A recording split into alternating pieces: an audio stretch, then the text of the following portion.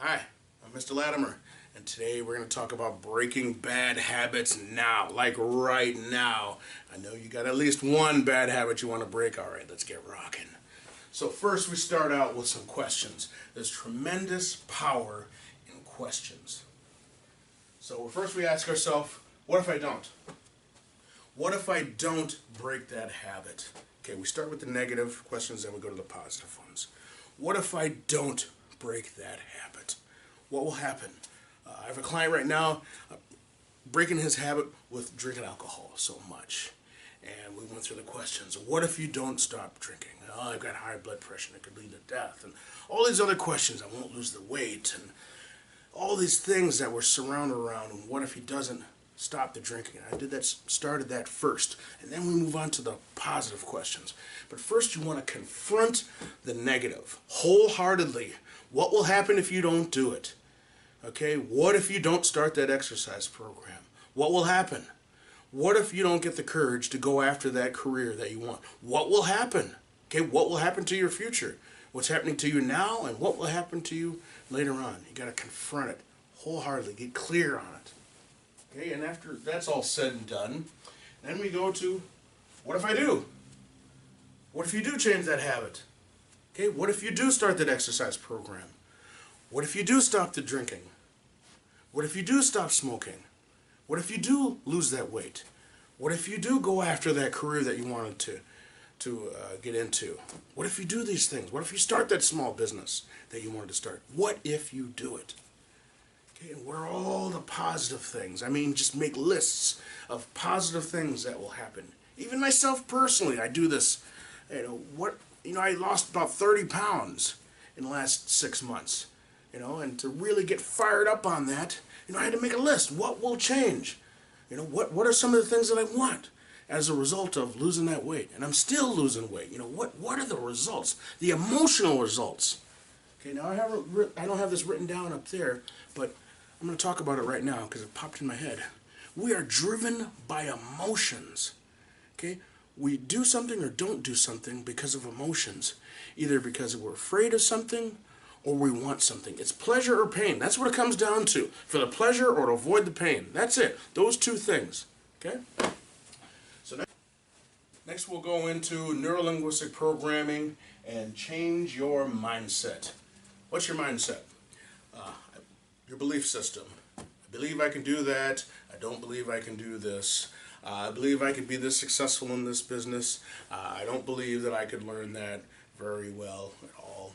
Things like that. Things that you believe. I don't believe I could stop drinking.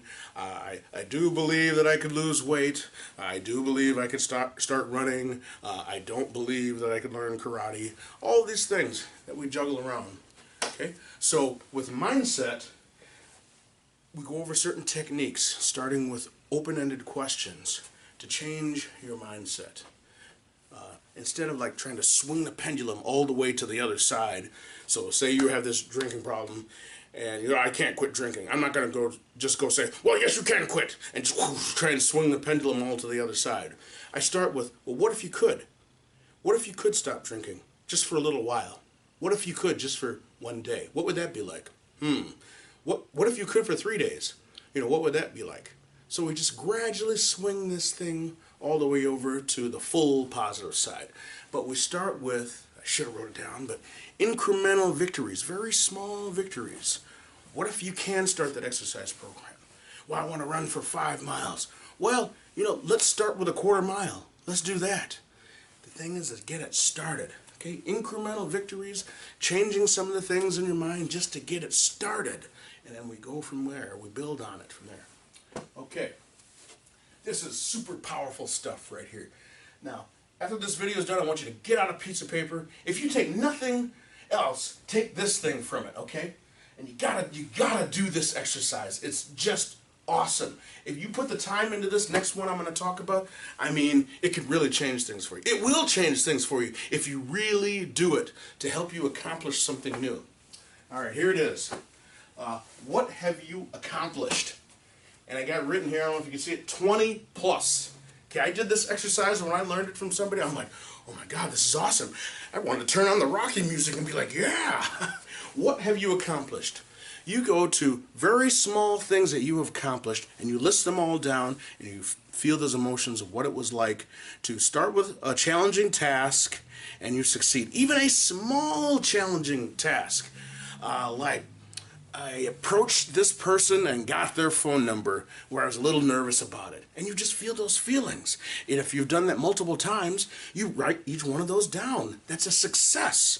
And these things just stack up into a big list, 20 or plus things that you have accomplished. I went for that job and I got hired. I got the job. That's an accomplishment. When you stack these things up, and you start thinking about and feeling those emotions, it's going to be some powerful stuff. It's like if you take one little rock and you throw it into like a pond. It's one little ripple.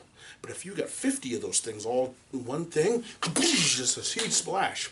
And it does that to your emotions. You're going to want to jump out of your chair and be like, yeah, man, I rock. Okay? Because you want to get it where you're feeling like a winner. Because I guarantee you, if you're able to listen to me right here, you are a winner. You have accomplished a lot of things. You just got to go into your past and dig those things out. I don't care what it is. You started a ice cream stand and people showed up and bought the ice cream. That's a success. These little tiny things, you keep stacking them up. I had the courage to go talk to that person and had a positive outcome. Or even if I had the courage to go talk to somebody and it wasn't a positive outcome, at least you had the courage to go do it. Just all these different things. Every successful workout, when you say you didn't have a workout plan and you started, that's a success. Write these things down. Just write them down. No matter how small they are, just write them all down and go back and feel the emotions of each one. And then start from the top and keep going through it. Did this, did that, did this, did that, did that. Yeah. And you will feel great from that. You will start to feel like a winner. It's about winning. All right. Now after this, we got all these emotions all whipped up. Okay, now what do we do with it? All right. Okay, now I want to talk to you about a concept that I learned from Chris Voss, and he's got an amazing book out there, Never Split the Difference. Chris Voss is one of the best hostage negotiators that they've ever produced, and he's got an amazing book out there. Yeah, Never Split the Difference, and you should pick that up. It's really good. I've learned a lot from that. The concept is this. It's very simple, but it's very powerful. Yes. Yes is nothing without how. Okay? If I came up to you and said, you want to quit that, quit this, do that. Yes. Well, it's nothing without how. Okay? You have to have how. How do you do it? So we got the emotions all whipped up. Okay, now we create small plans. All right, so the exercise plan you want to get on. Well, how are you going to do that? Where is the gym? Are you going to go to gym? Are you going to work out in your apartment, in your house, in your basement? What is it that you plan on doing? Create a very small plan and how you're going to do it. Incremental plans. Okay, get done with work at 5:30, get home at 6, get the workout clothes on, and drive to the gym. I know that sounds so simple, but people get caught up in very small negatives like, oh, the traffic will be too long then, or I'll be tired. They tell these things. They tell themselves these things. Oh, I'll be tired. I'll be this. I'll be that. And then we go back to whipping those emotions up if they ever tell me that. So you start out with a small plan, and then you execute that small plan. Okay. Now I worked with a client where he was like, yeah, okay, got home, got my workout clothes on. I just didn't want to go anywhere. And I talked to him on the phone. I'm like, you know what? You don't have to work out. But I want you to do is get in the car and drive to the gym and sit in the parking lot. And he did that. And guess what? After he got to the parking lot, he got out of the car and went into the gym. See, sometimes it's just something simple like that. Your mind tries to talk you out of things. That's why we start with these really small plans, small goals. All right. Now let's talk about willpower. Okay, understanding willpower. Now, willpower does have some limits. It's supposed to be something that you use in small increments. Now, that being said, you can use it in small increments over and over and over and over and over and over and over and over and over again until the goal is accomplished. See, people don't realize that. We have unending willpower. You just have to restart it, and you can restart it quickly. Now, I've read a lot of military books on special forces. I used to be so interested in that. But the thing is, I was interested in the most in that was their mindset. What turned them into winners. There's a lot of people that are athletes and super athletic, but not everybody can do what these people are doing in special operations, where they're demanding their body to do things above and beyond. I wanted to know what was going on here. Okay. There was this task that I won't talk about the actual military unit, but we'll say one of the top ones, and has to do with ringing a bell. And they weren't going to ring the bell no matter what. There are all these tasks that they had to do. Okay, so instead of ringing that bell and thinking about the bell, they thought about, yeah, well, you know what? The thing that we're doing now really sucks. I wonder when we're going to get on to the next thing. See, it was always about thinking about the next thing. This thing sucks right now, and what are we going to do to get on to the next one? And it was always small things. It was incremental things that they were thinking about, what they were talking about. It's very powerful stuff, because that's what we're talking about here. Small plans, incremental things. You use willpower in small increments. There's a story, I didn't want to get into this too far, but it's important. There was a guy that was hurt really, really, really bad in the field, and he had his gear, and he pulled it across the line.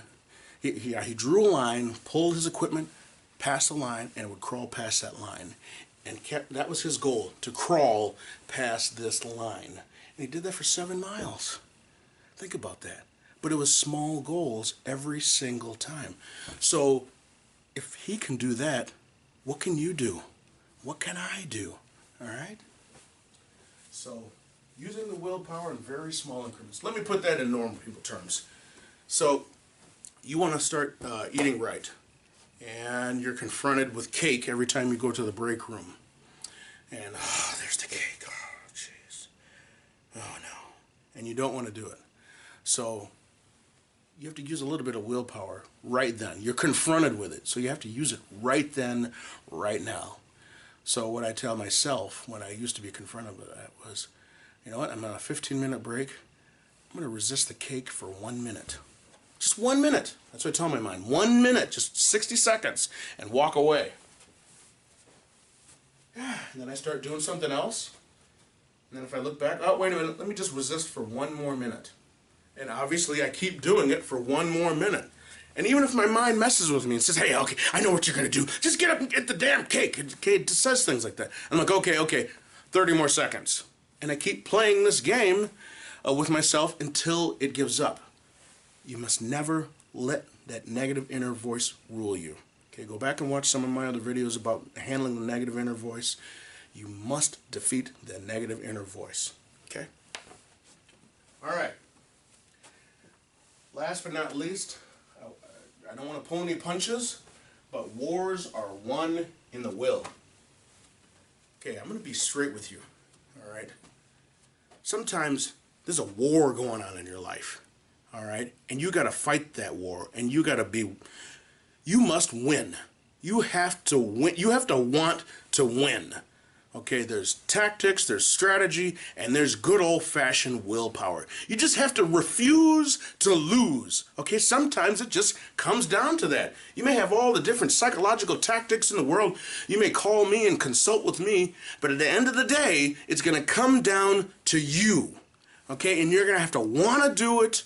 It's going to come down to your willpower on certain times. Okay, now there's a lot of techniques that can really help you. And after doing things for a certain amount of time, you gain momentum, and then it's very easy.